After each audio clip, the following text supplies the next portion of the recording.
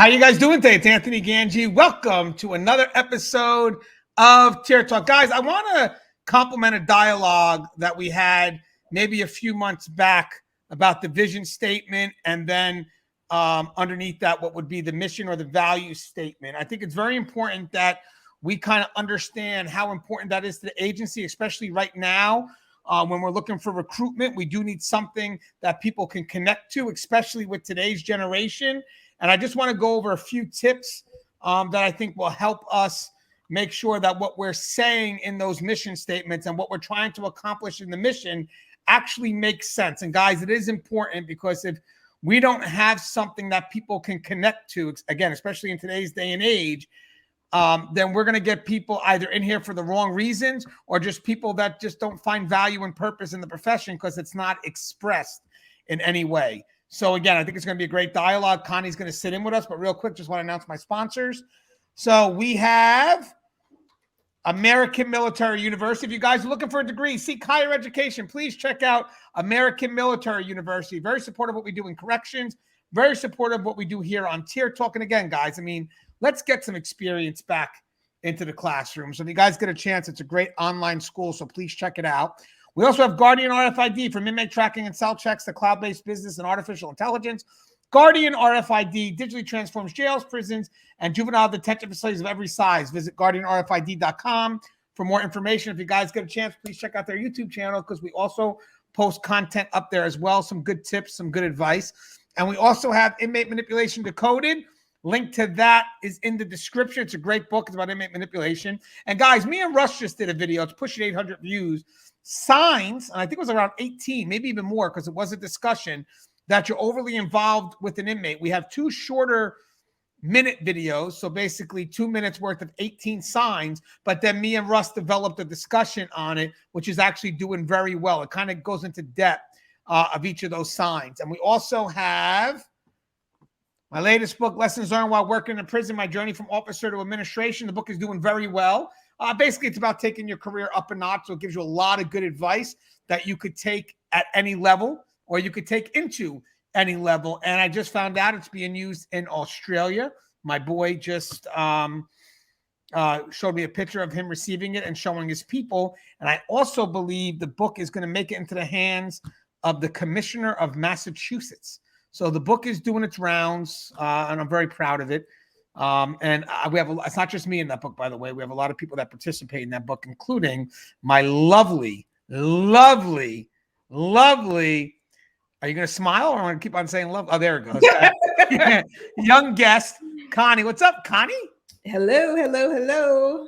I love it as usual. I'm so very proud of the book and the journey and all the goodness that's happening. So yeah, thank you for having me as usual. I enjoy our conversations. And for the audience, you guys got to know, like, these conversations actually start like in the car, like all day.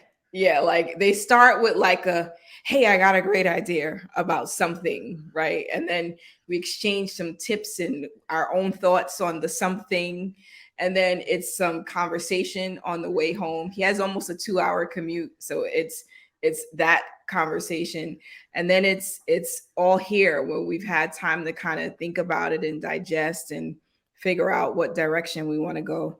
So I'm excited to kind of talk about this mission and vision statement. I know we've talked about it before. And, I was just looking at something today, like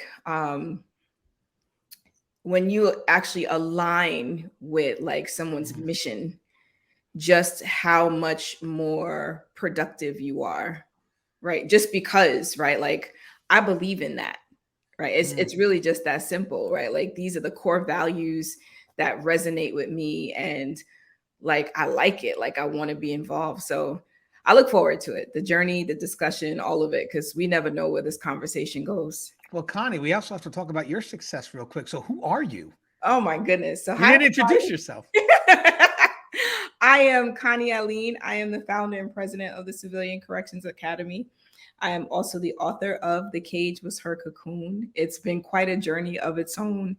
Been invited to do some speaking engagements surrounding my book and some of the sort of main topics in the book, like focusing on resiliency and sort of next steps of just life, of evolving your career, and how do you pivot, right? Because anyone knows, like, I started out in prison and now I'm kind of working in aerospace, right? But like, the prison still has my heart, so the academy is where I still get to follow my passion. So it's all goodness. And so yeah, it's a journey and I love it. It's a great journey. And guys, I want you to know something. So when me and Connie discuss topics, we discuss topics that we feel are relevant. Again, they sometimes, they may not be the most entertaining. But having said that, this isn't really about being entertained. It's about growth and development. And this is a time relevant topic because I love what Connie said. I mean, there's a book out there right now by Tim Elmore, and I just bought it. It came out. Well, I bought it Tuesday. I probably came out that day, actually. It's about diversity in the workplace. And the funny thing is, it's diversity when it comes to the generational gaps.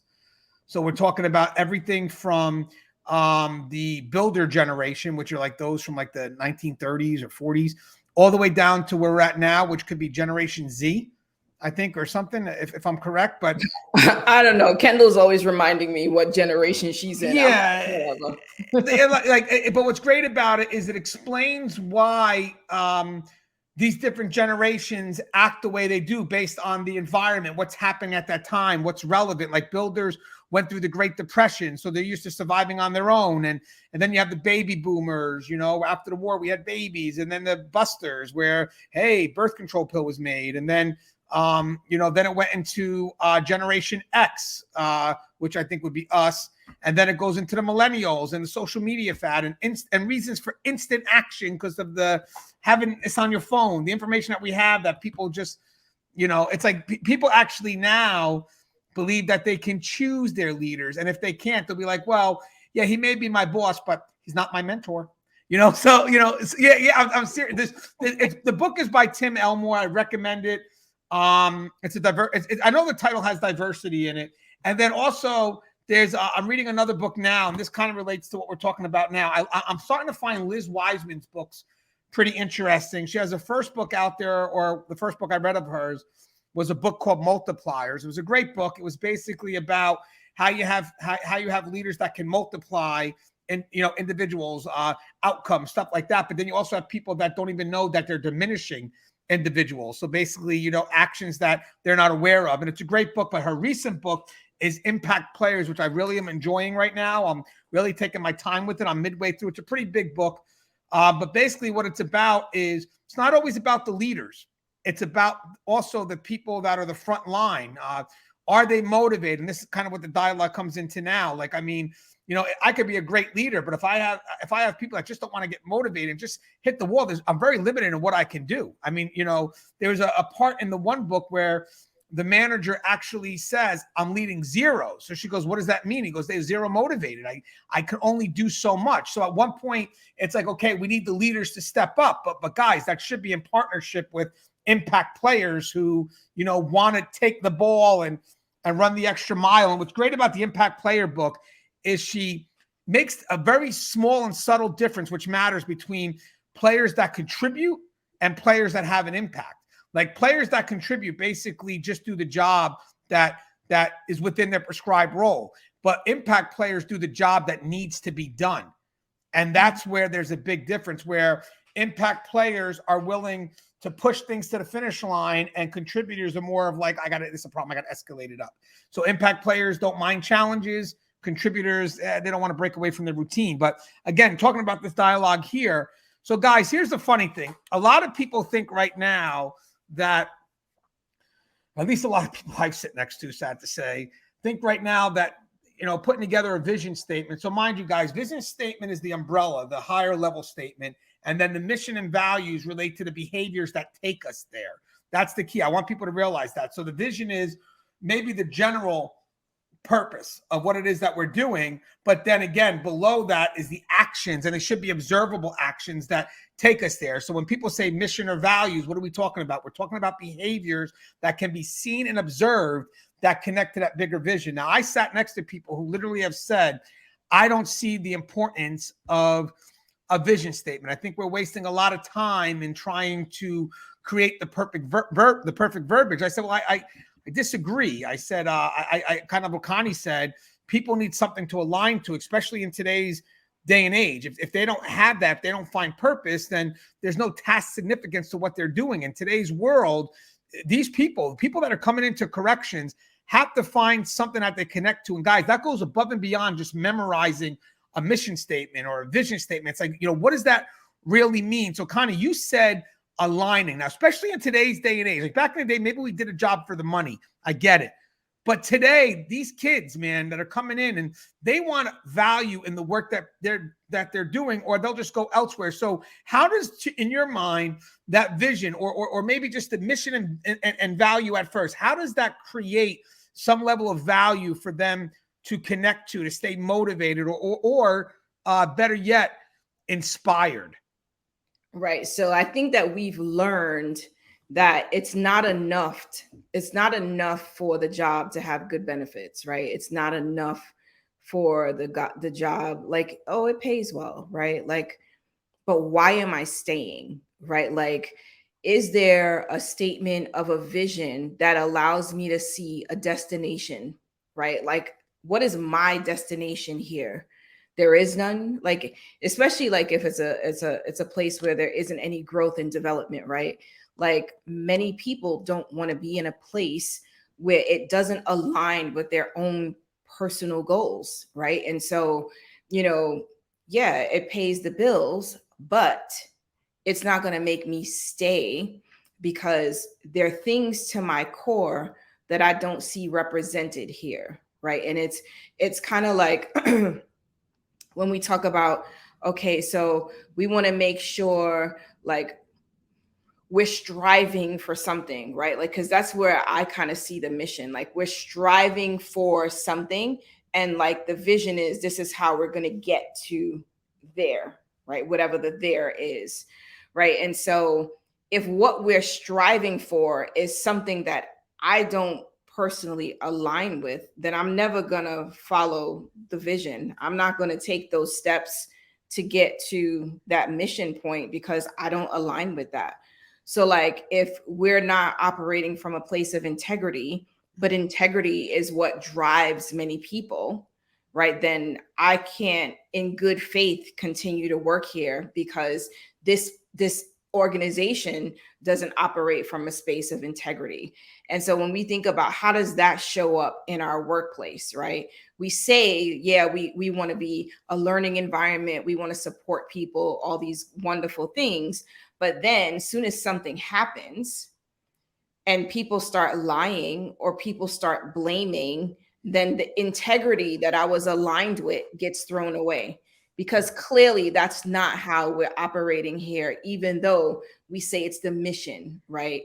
And then it's kind of like, well, how do we get to a place of integrity, right? So maybe the direction is building trust, right? The direction is doing these actions that are going to get us to a place where this is an institution of integrity, right? So I think we can't see one without the other.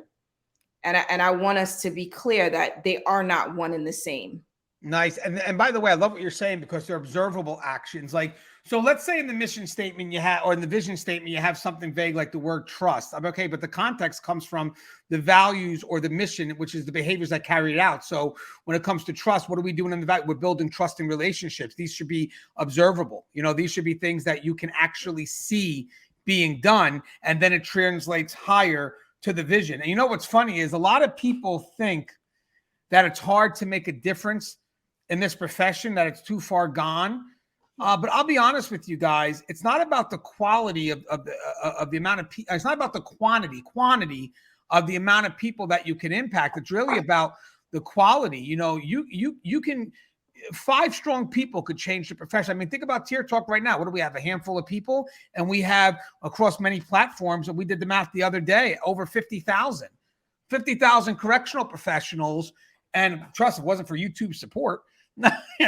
Yeah, that's that part's what's the word, sarcasm. But here's the funny thing though, if I may. So the thing is, yeah, few people could make an impact, guys. I mean, but that's just a matter of you believing in it and then being persistent and not giving up. And that's also, I want to go back to the leadership now. So we do need impact players. I get it. We need something that we can connect to them so they want to become impact players. So they want to go the extra mile. I want to bring it to the finish line because I believe in the work that we're doing and what the vision is trying to create. And I could see it in the observable actions that we do every day, which further reinforces that. Now, if I have leadership that even if they're delegating what needs to be done, but they don't believe in the values of what the agency does, you're not going to make people happy at work. Like that's the key.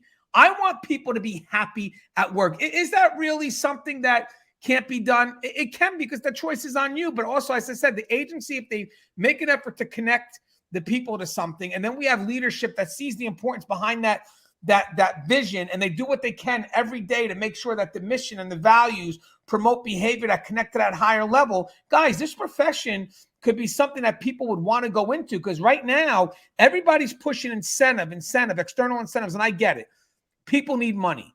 I get it. But I know right now of a state, can't be too specific, where the officers make over $100,000 a year base salary and they still can't get people. That's not external incentive. That's a culture problem. What's your thoughts on that, Connie? I mean, I'm just curious to see. I see you. I mean, for me, I think it's more of the risk and the liability, right? Like, I think as, many are really trying to change sort of the culture or the perception of corrections. I think we need to be clear that based on the perception, there may be a significant amount of liability or risk personally to a person, right? So I might be interested in that job. The pay is good, but look at the risk associated with it. Is it worth it? Right? Because that's what risk is all about, right? When you're managing risk management, it's all about what's the liability? What are the possible outcomes? Is there a return on that investment of time? And is that return enough to outweigh the liability that lies behind that, right? So I think part of the challenge that we're facing is that even though there may be this external incentive in some states where, it shouldn't be that the money is the reason, it's also now weighing in the risk. In corporate, we talk a lot about, becoming the employer of choice, right? And how do we do that in the correction space, right? And is it that we should be doing more from a marketing perspective to highlight all of the good stuff that happens in corrections, because then people could start to see it in a positive light. They can start to see all of the good things that people are doing and the good outcomes that we're getting in corrections, as opposed to all of the negative stuff that does dissuade folks from wanting to come into, I think, the profession. And so I think a lot of it is us making sure that the good news stories actually are out there, right? And who else better to kind of spread the good news other than the people that work there? And it can't be that we're so jaded or we're so misaligned, right, with the organization's mission and vision and goals that we are no longer moving in that direction, right? Like, I think, because that's another part of it, right? Because the mission statement, all that be posted all over the place, but sometimes you ask someone, what's the mission, right? Like, I don't know, right? And so how do you align with something you don't even know what it is? How do we make it matter to us? And it shouldn't be always just posted one place. Maybe it is a matter of us discussing it. Like, what is this mission, right? Be intentional about the mission becoming everybody's language, because then it's important. It's important to us. And so when I find myself out of alignment with the mission, I can either self-correct, or my colleagues can say, hey, what's up with that? Right? But because most of us don't know the mission or the vision, it's very difficult to say that we're in alignment or not. I don't know what the core values are. Well, and what you're saying is spot on, because to be honest with you, if you're going to be in this profession, right, guys, you want to get enjoyment out of your work. I mean, you have to be intentional with finding some connection. And I believe corrections does offer many ways that people can contribute or serve, in which you can find some value in what you're doing every day. And again, the mission is never really something you truly accomplish. It's something you strive for. And then you get the little victories along the way through your missions and your values, basically what the behaviors that you're carrying out every day. But you're right, Connie. If we as management, we could try to push the value, the higher level, but it really is dependent on the person applying that. I remember when I was in Los Angeles speaking at the keynote for the American Jail Association. So I went up there, wanted the mic, and kind of just said what I had to say about purpose, whatever it was. And sometimes when you're speaking to a bigger audience, because there was a few hundred people here that we're speaking to, you can't be so specific because you're going to lose out on many people. So you have to kind of do stuff in general. And sometimes that's why the missions or the vision, can come out a little bit general. But to be honest with you, that just gives you something that you can apply something to.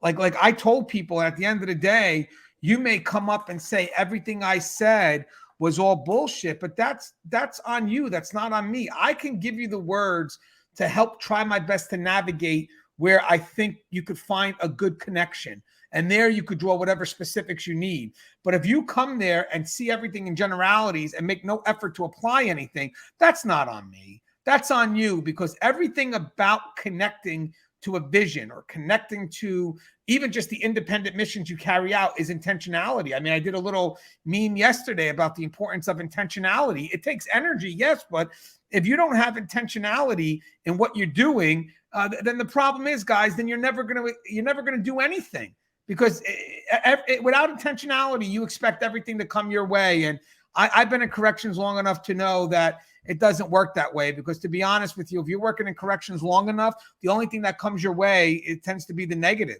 I mean, to be honest with you, in corrections, you have to be intentional to find the positive. So for me, it really does start with the value that I'm connecting myself to. So if I see that this department has this beautiful vision, and I see the vision, right? Okay, so this is what the department wants. And then I look around at everybody working with, and I see these behaviors and these values that are observable, and I could actually see the connection, the gap. Like I can see that. I could see why this person does that, and that really does relate to that, and that's great. Well, then guess what, guys? That means I got to start stepping up, because all these people that are doing it, it's not passively, it's intentional. They're finding their calling. And like Connie said, every observable action, the mission is pretty much telling you, or the values is pretty much telling you, this is how you apply it.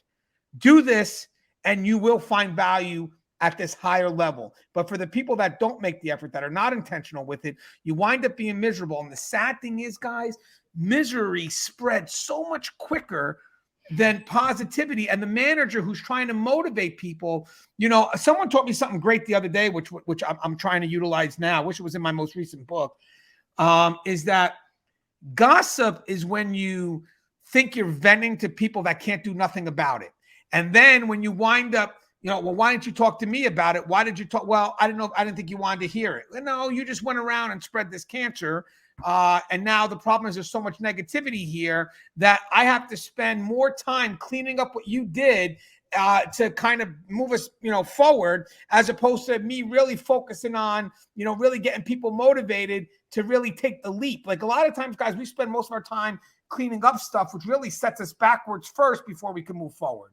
I think imagine how powerful it is, or it would be, if every day we came into work and the actions that we took, the activities that we did, whatever the tasks are within our prescribed role. Imagine if we actually looked at the vision, looked at the mission, and saw how that contributed directly to the mission. Right? Like if every day I came in and, like, for example, I think with like doctors, part of their oath is like, do no harm, right? Now imagine you go into a facility and you're caring for the offender, patient, inmate, whichever way you refer to them, right? And the do no harm is the way you operate. Every action you take will be in line with doing no harm when you are intentionally sort of aligning yourself with the details of the mission or the vision. So every officer that came in, whatever the mission or vision was, every action they took, they could actually see how it contributed. Like, I think that that would be powerful, because we would have on time, in time reminders of how important our jobs are and how we're contributing to us sort of achieving that mission. Yeah, Connie, 100%, because those are small victories that validate, what that higher level is. So most people may think like, oh, it's all a bunch of bullshit, whatever it is. Yeah, but have you guys actually take a note through the missions and values, these small little victories? And I do believe that they have to be observable, because you need people to connect to that. So again, like if I was doing something where I wanted to change a culture, to promote this new vision, I do have to take advantage of social media. I really do, because I do believe that the mission and value, those observable behaviors, are what's going to note the small victories that will start getting the naysayers to at least think otherwise to some extent, because you're going to have people. Be honest with you, I don't spend a lot of time trying to win over the people that are resistant, and most of my energy goes to the people on the fence. Because the people on resistance, you know what? To be honest with you, I want the people on the fence. I'm going to focus most of my argument on the people on the fence, because I can most likely maybe get them to sway over through victories. But the people that are resistant, every victory, they're going to be able to justify or minimize it or negate it. So you know what? At this point here, my energy goes to people in the middle. And if there are some people that were resistant that start seeing the victories and start coming around, kudos to me. That's a bonus. But having said that, guys, I agree with what Connie's saying. The small victories, the behaviors, the values, they have to be noticeable. So when you commit to a statement, the mission and the values have to be something that can be observed even by the people that are, around it, the peers and everything. Because again, I need to know that this is reachable, and it has to be reachable through observable behavior. So again, you have the higher level statement that may be general, but that mission and value has to be very specific, because that's the roadmap, if you will. That's the roadmap. And right now, guys, the reason why, as I said, the conversation is very important is because if we don't believe in that roadmap, leaders can't take anybody anywhere. And with people in today's day and age, some want to be led. I mean, I'm being honest with you. I'm reading this book right now, and people want to be led. The only difference is they want to choose their leader. That's it. That's the only, and where do they base it from? The book literally says is, where are you taking me? That's what the people want to know. So if you have a statement that doesn't really take anybody anywhere, these people today are like, listen, I don't know where the hell you're taking me, so I'm not even going into this profession. But for people, Connie, I mean, think about, Connie, for a leader to come in and negate the value of a mission or a value statement or overall vision, and then to say that they're a leader, it's like, yeah, but who are you leading? Right. I mean, honestly, who are you leading? Where are you taking people? So Connie, just to kind of sum it up, in short, how important it is if we're going to change the culture, we're going to do shifts. I mean, how important is that mission value, the vision, to get people invested and to buy in? How important is that now? Like, why are we having this discussion, especially during times of recruitment? So we have to have it now, because it's how, if me as the recruiter, if I don't believe in the mission, if I am not aligned, I cannot convince someone else that they should do it either, right? Like, we are in a space where people are pretty intuitive, and if you're being phony, you're not being authentic, and you're coming across just saying whatever, right? Like, people aren't necessarily jumping in just because we're going to blindly trust you. The more that you talked earlier, I started to think about, so in the morning, I go to the gym and I do the row machine. And so some days, like, we have to sort of row as a team, which can be very difficult because we're supposed to be going in the same direction. We're supposed to be rowing at the same rate, at the same speed, the same, like, all of this, right? And so when we step into corrections and the organization is going one way, but like I'm doing my own thing, I'm going my own speed, I'm not using the tools properly, then we start throwing the organization off course. And we don't get to where we need to go because everyone's got their own agenda. No one's following direction. The leader isn't being followed, or the leader isn't leading, right? Because some days we have a team captain and they say, everyone follow row number 2. And everyone moves at the same pace as row number 2. And if row number 2 goes quicker, you need to speed up. And if they slow down, you slow down. The intention is for us all to move in the same direction so that we actually achieve the mission. And I feel like that's sort of where we are, where we're trying to get people in, but we're not inspiring. We're trying to get people in, but we're not showing them that we know where we want to go. Right? Because I'll trust you when I know I'm following you and you're giving clear direction. I'm going to trust you because you know what you're doing, right? And I believe that you're going to be able to get us there. So I'm bought in. I'm going to do what you need me to do. What do you need me to do? All right, let's make it. Right? And I think sometimes we have people sort of doing the recruiting who don't even believe in what they're saying. Right? They don't necessarily align with the mission. So sometimes the way we come out there is half-hearted. Sometimes the way we come out there isn't as team spirited as we would like it to be. Right? Sincere. Right. Yep. You know, and so that's kind of where I'm at. Like I feel like, yes, there are the challenges behind the wall that people are aware of. And yes, could we do a better job marketing and showing off all the great things that are happening? Absolutely. Those are things that could be done. But then I also feel like, so we have people who maybe they're burnt, right? They're like, listen, okay, whatever the new mission is, you let me know, we'll figure it out. Right. But sometimes that uninspired feeling comes from leaders who've let them down. Right. And I get it. There are some people who, they don't feel that the leader is good unless they do what they tell them to do. And so you're going to have those that just aren't going to follow because they're not going to follow.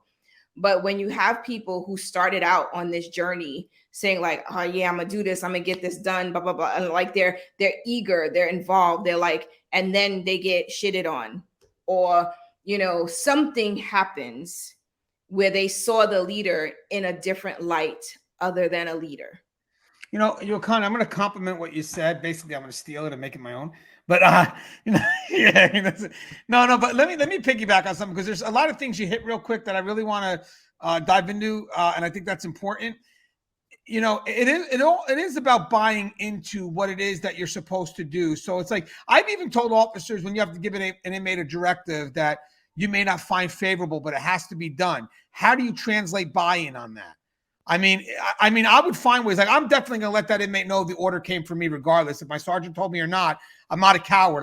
It's going to come from me. I just got to buy into it, right? And believe it or not, it's intentional because you got to find something that connects to that makes sense to you. I mean, I've worked with leaders I didn't like, and I spent all day trying to find out one quality that was good about them. Again, it's intentional. But eventually, be honest with you, once you start shifting that perspective. Did you say one quality that was well, yeah. So let me tell you something. It's hard, but let me tell you something, though.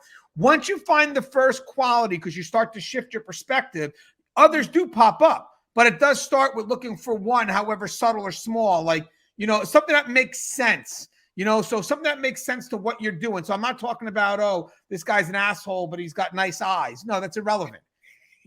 This guy may be an asshole, but you know what? When shit hits the fan, he does know how to get the job done. You're finding something you can relate to that's productive.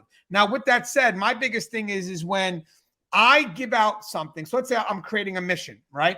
And I want to trust in the people to carry that out. That goes beyond just the person delegating it or, doing the duty. It really goes into, do you find the work important? Do you believe in the work? So like if I tell, hey, Connie, you got to get this done. And then you walk out with like, this is bull. Come here. Hey, what's wrong? Why don't you believe in it? What's going on? And I want to know, because at the end of the day this is not me so much trusting you to give me an outcome. This is me trusting you to translate a message, the significance behind the work being done. So I'm not just asking you, Connie, to delegate it. I'm asking you to delegate authority to people by translating the message of the need of why it has to be done. And right now, if you don't have nothing that connects to that, or if you don't believe that these higher level visions or missions or values matter, you guys got it all wrong in today's day and age. Because at the end of the day, guys, I get we want to go back to old school, but guys, we got to grow up because times are moving. And right now, people want to connect to something. And literally, guys, I'm going to say this one more time. And this is why we had this dialogue. They don't mind being led, but they want to choose their leaders because they want to know where they are going. You know, so how does an agency make a promise to people without any direction, or even if you give the direction without any support from the people that got to lead them? Because again, you can have someone that reads that message and like, that's it. That's what I want. And then they go right next to work to somebody that says, yeah, bullshit. Well, you learned in the academy, bullshit. And be honest with you, even back in the day when I was in the academy, it was rote memory. You know, you know the mission and you had to memorize it, but no one ever asked us if we believed in it. They just asked us if we knew it. But they never asked us, you know, what, do you buy into that? Today's day and age, I'm going to tell you something, because we failed to do it.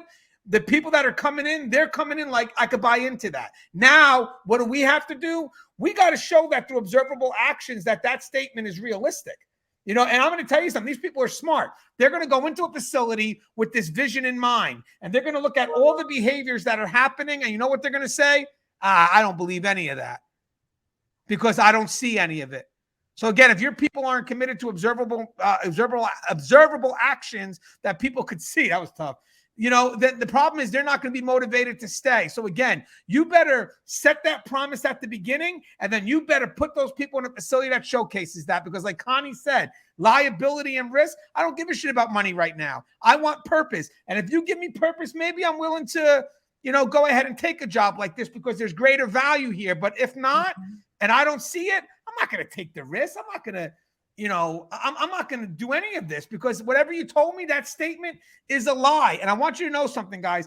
People know it's not about reaching the statement, the end game. It's more about striving. It's the effort. If they don't see the effort, they're not going to be that invested, and eventually they'll leave. Hey, Connie, I don't know if we did closing thoughts already. Did we do any closing thoughts? No, I don't think so. Can we have your? Oh, well, I got to introduce it, Connie. So now you're crossing into my line. Because you went automatically in thinking that you could say a closing thought. And that's all I got, to introduce you to say a closing thought. It's my big moment to introduce you. And you denied me it. So I'm going to say, Connie, give me a chance. Connie, do you have any closing thoughts, you beautiful young lady? Sure.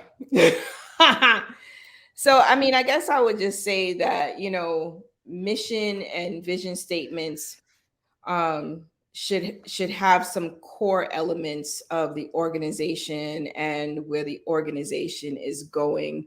And it really should serve as sort of the guiding light for the staff, right? But I think we want to make sure that we're clear on who's doing the guiding and where they're guiding them to. We want to make sure that we have the right people in place who are going to shape the vision in the way that we want it to be shaped. Because, you know, when things do start to go awry, you want to make sure that those same people who came to the table with passion and everything else are the same people who are okay to help redirect us and get us back on the right path. So while we think mission and vision are one and the same, maybe they don't really even matter. The reality is that it really should be guiding all of us. I love that. And you know, it's funny. This is the face I make when my wife says she had to go run out and pick up Mia, who's at tutoring. So Mia's my 9-year-old. She locked the door, but don't worry, Sienna's upstairs. So she didn't want to bother me while I was doing this show because I heard some crazy footsteps. You know, so there's something going on up there. So just my quick closing thought is everything that Connie said is agreement. I love the word redirection because it kind of makes it sound like that it's okay to kind of stray, but can we get you back to where you need to be? You know, I love that. It's redirection, cultivating, you know, technically to some extent. But guys, if we don't believe in it, I mean, I was very disenfranchised, disheartened. Disheartened would be the better word, where, you know, we got someone that has the ability to affect the culture and not believe in the value behind something that people can align to. Because again, if I don't have that, how do I connect people? I mean, think about how hard that is. And guys, be honest with you, if you don't believe in it, I don't care how good you are at your job. You may not be in the best position to lead, because at the end of the day, guys, as you move up, it is a people business. I mean, yeah, your skills are great and that may have gotten you into the position, but eventually the intangibles are dealing with the people. So you could have been great when you were an officer, but now as you start to move up, if you don't believe in the message, you're going to be having trouble leading your people. You may get people that are willing to do the job, but they're not happy, you know, and they'll only give you, you know, what they feel they need to. They won't give you above and beyond. If you really want people to have purpose, you know, you got to believe in the message, and they will give you above and beyond. They will go past their position. And like we said before, they will push things to the finish line. They'll do the job that needs to be done. Okay. You know, not the job that is confined within their role. As always, guys, the show is Tear Talk. If you haven't, please subscribe, interact, engage, comment, hit that bell. Bell's going to notify you every time I post a video. Stay safe.